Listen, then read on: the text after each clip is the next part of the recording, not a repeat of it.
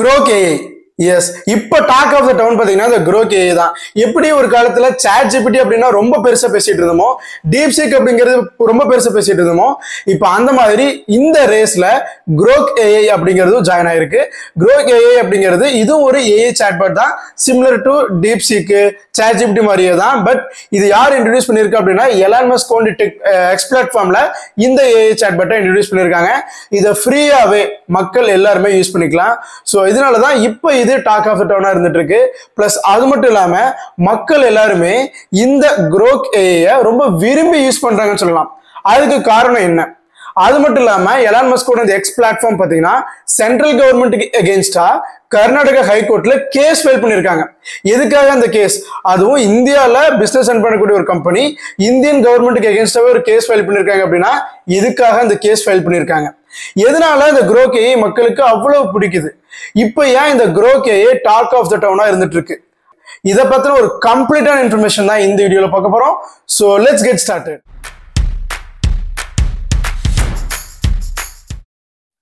Grok AI அப்படிங்கிறது பார்த்தீங்கன்னா இதுவும் ஒரு சாட்பாட் தான். இப்போ நம்ம எப்படி ChatGPT இருக்கோ, இப்போ எப்படி DeepSeek இருக்கோ, நம்ம அதில் எப்படி என்னென்ன கொஸ்டின்ஸ் கேட்டால் நமக்கு எந்த மாதிரிலாம் ஆன்சர் கொடுக்குதோ அதே மாதிரி எல்லா யூசேஜுக்கும் நம்ம Grok AI-யும் பயன்படுத்திக்கலாம்.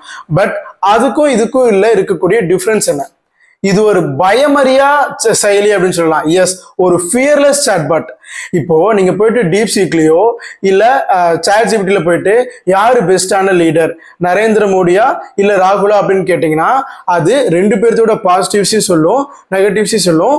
நீங்க உங்களோட பெர்ஸ்பெக்டிவ்ல நீங்க எது வேணுமோ சூஸ் பண்ணிக்கலாம் அப்படின்னு சொல்லிடும். அப்படி இல்லையா, எனக்கு இதை பத்தி சொல்றதுக்கான உரிமை இல்லை, ஆஸ் AI லாங்குவேஜ் மாடலா எனக்கு இதுக்கான அனுமதி இல்லை அப்படிங்கறத சொல்லிடும். ஆனா இந்த Grok AI அப்படி கிடையாது. எனக்கு ரெண்டு பேர், நரேந்திர மோடியா அல்லது ராகுலா, இதுல யார் பெஸ்டான ஒரு பொலிட்டிஷியன் அப்படின்னு நீங்க கேட்டீங்கன்னா எக்ஸாக்டா சிங்கிள் ஒன் வேர்ட் ஆன்சரா அது கொடுக்கும். அதனால இது ஒரு ஃபியர்லெஸ் AI அப்படின்னே சொல்லலாம். அது மட்டும் இல்லாம இப்ப மக்கள் நம்ம அதுக்கிட்ட எப்படி கேள்வி கேட்கறாங்களோ அதுவும் அதுக்கு தகுந்த மாதிரியே ஆன்சர் பண்ணும். ஃபார் எக்ஸாம்பிள், இப்போ நம்ம போயிட்டு ஒரு சாட்பாட் கிட்ட எனக்கு இப்போ ரொம்ப டயர்டா இருக்கு, நான் இப்போ என்ன சாப்பிடலாம் அப்படின்னு நம்ம கேட்டோம்னா அது நான் அதுக்குள்ள ஒரு ஹெல்த் ஐட்டம்ஸ், ஒரு நியூட்ரிஷியஸ் ஃபுட்ஸ் எல்லாம் நமக்கு லிஸ்ட் கொடுக்கும் இல்லையா. ஆனா நம்ம இப்போ ஃப்ரெண்ட்ஸ் கிட்ட போய் கேட்கறோம், நம்ம ஃப்ரெண்டு கிட்ட போய் இப்போ ஒரு விஷயம் கேட்கணும், உனக்கு தெரியுமாடா இது எப்படி பண்றது அப்படின்னு நம்ம கேட்போம் இல்லையா. அதே மாதிரி நீங்க போயிட்டு இந்த Grok AI கிட்ட எனக்கு இது எப்படி பண்ணணும்னு தெரியல எப்படின்னு சொல்ற அப்படின்னு கேட்டீங்கன்னா அதுவும் நம்ம கிட்ட ஒரு ஃப்ரெண்ட் எப்படி ரெஸ்பாண்ட் பண்ணா பேசினா எப்படி நமக்கு ரெஸ்பான்ஸ் கிடைக்குமோ அதே மாதிரி அதுவும் ரெஸ்பான்ஸ் பண்ணும். இல்ல நீங்க சில அக்லியான வேர்ட்ஸ், அதாவது நீங்க இப்ப கெட்ட வார்த்தையெல்லாம் யூஸ் பண்ணி நீங்க பேசுறீங்க கேட்குறீங்க அப்படின்னா அதுவும் கெட்ட வார்த்தையெல்லாம் யூஸ் பண்ணி உங்களுக்கு பதில் கொடுக்கும். எஸ், இந்தியாவில் இருக்கக்கூடிய தமிழ், தெலுங்கு, மலையாளம், ஹிந்தி, நீங்க எந்த லாங்குவேஜ் கேட்டீங்களும் சரி எல்லா லாங்குவேஜ்லயும் அதுக்கு பேட் வேர்ட்ஸ் தெரியும். ஸோ நம்ம எந்த மாதிரி கேள்வி கேட்குறோமோ அதுவும் அதே மாதிரி தான் பதில் கொடுக்கும். ஸோ இதனால பார்த்தீங்கன்னா மக்கள் எல்லாருமே அது ஒரு ஃப்ரெண்டாகவே நினைக்க ஆரம்பிச்சிட்டாங்க. எஸ், நம்ம எப்படி ஒரு ஃப்ரெண்டு கிட்ட போய் நம்ம கேட்டோம்னா நமக்கு எப்படி ஒரு ஆன்சர் கிடைக்குமோ, நம்ம போயிட்டு ஃப்ரெண்ட்ஸ் கிட்ட இப்படி ஜாலியாக பேசுமா, மச்சான் என்னடா பண்ற, எனக்கு இது எப்படின்னு சொல்லி கொடுறா. ஸோ அந்த மாதிரி நம்ம நார்மலாக ஒரு ஃப்ரெண்ட்ஸ் கிட்ட, நம்ம ரிலேட்டிவ்ஸ் கிட்ட, நம்மளுடைய வெல்விஷர் கிட்ட நம்ம எப்படி கேட்போமோ, எப்படி கேட்டு தெரிஞ்சுக்குமோ அந்த மாதிரி நாம இந்த Grok AI கிட்ட கேட்டு நம்ம தெரிஞ்சுக்கலாம். ஸோ அதனால தான் இது மக்களுக்கு ரொம்பவே பிடிச்சிருக்கு அப்படின்னே சொல்லலாம். இது ஓகே, இதனாலதான் மக்களுக்கு பிடிச்சிருக்கு. பட் எதுக்காக எக்ஸ் பிளாட்ஃபார்ம் தான் இந்த AI இன்ட்ரடியூஸ் பண்ணிருக்காங்க, அதுலதான் நம்ம யூஸ் பண்ணிட்டு இருக்கோம். இந்த எக்ஸ் பிளாட்ஃபார்ம் சென்ட்ரல் கவர்மெண்ட்டுக்கு அகேன்ஸ்டா கேஸ் போட்டிருக்காங்க.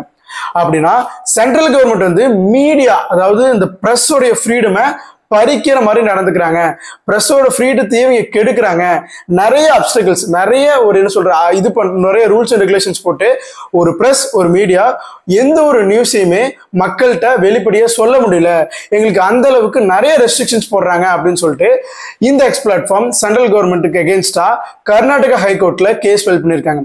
பிளஸ் அவங்க எடுத்துக்கூடிய மெயினான பாயிண்ட் என்னன்னா, சென்ட்ரல் கவர்மெண்ட் IT Act 2000ல 2 செக்ஷன் இருக்குங்க, செக்ஷன் 69, செக்ஷன் 79. செக்ஷன் 69ல என்ன சொல்றாங்க அப்படின்னா, government has the authority to request for content removal if the news that spread by the media is disturbing the public order, national security or sovereignty of the country.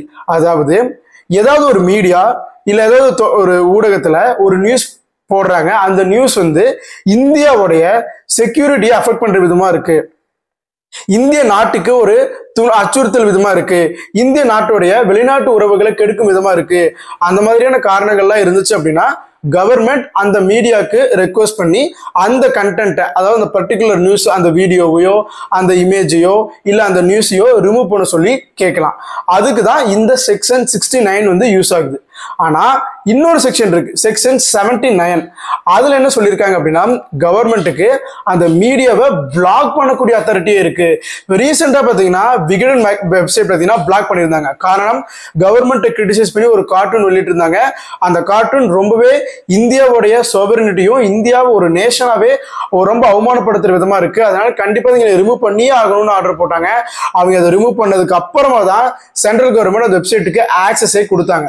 So அந்த அதிகாரம் central கவர்மெண்ட்டுக்கு எப்படி கிடைச்சது அப்படின்னா இந்த section 79 of IT act 2000. So இதுக்கு கீழே தான் மத்திய அரசுக்கு அந்த அதிகாரம் இருக்கு. அந்த அதிகாரத்தை பயன்படுத்தி தான் விகடன் வெப்சைட்டை அவங்க பிளாக் பண்ணி வச்சிருந்தாங்க.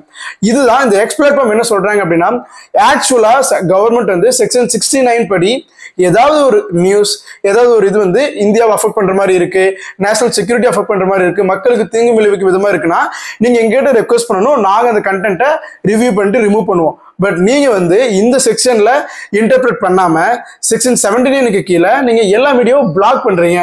இது வந்து கரெக்ட் கிடையாது. இந்த மாதிரி நீங்க ஒரு பிரஸ்ஸையோ ஒரு மீடியா பர்சன்ஸையோ நீங்க ரெஸ்ட்ரிக்ட் பண்றது ஒரு ஃப்ரீடம் ஆஃப் ஸ்பீச் அண்ட் எக்ஸ்பிரஷனுக்கு ரொம்ப அகெயின்ஸ்டா இருக்கு அப்படிங்கிறத ஒரு வாதமா வச்சுதான் இந்த எலான் மஸ்கோட எக்ஸ் பிளாட்ஃபார்ம் ஹைகோர்ட்ல சென்ட்ரல் கவர்மெண்ட் அகெயின்ஸ்டா கேஸ் ஃபைல் பண்ணியிருக்காங்க. இப்போ Grok AI versus X versus central government அப்படின்னு சொல்லலாம். ஸோ இதனாலதான் இப்போ இது டாக் ஆஃப் டவுனா இருந்துட்டு இருக்கு. நீங்க Grok AI யூஸ் பண்ணிருக்கீங்களா அப்படின்னா இனி உங்களுக்கு இந்த Grok AI எப்படி இருக்கு, ChatGPT கம்பேர் பண்றப்போ இல்ல DeepSeek கம்பேர் பண்றப்போ இந்த Grok AI உங்களுக்கு எந்த விதத்துல ஒரு புதுசா இருக்கு, இதுல என்னென்ன யூனிக் ஃபீச்சர்ஸ் இருக்கு அப்படிங்கிறத கமெண்ட்ல சொல்லுங்க. ஸோ இதுக்கு இந்த ஹைகோர்ட்ல இதுக்கு என்ன தீர்ப்பு வரப்போகுது, கவர்மெண்ட்டுக்கு அகேன்ஸ்டா நமக்கு ஜட்மெண்ட் வருமா இல்ல இந்த எக்ஸ் பிளாட்ஃபார்முக்கு சப்போர்ட்டிவா நமக்கு வந்து ஜட்மெண்ட் வருமா அப்படிங்கிறத நம்ம வெயிட் பண்ணி தான் பார்க்கணும். ஸோ இந்த மாதிரியான இன்ட்ரெஸ்டிங் கரண்ட் அஃபேர்ஸ்க்கு நம்ம ஜிகே பேச்சை சப்ஸ்கிரைப் பண்ணிக்கோங்க.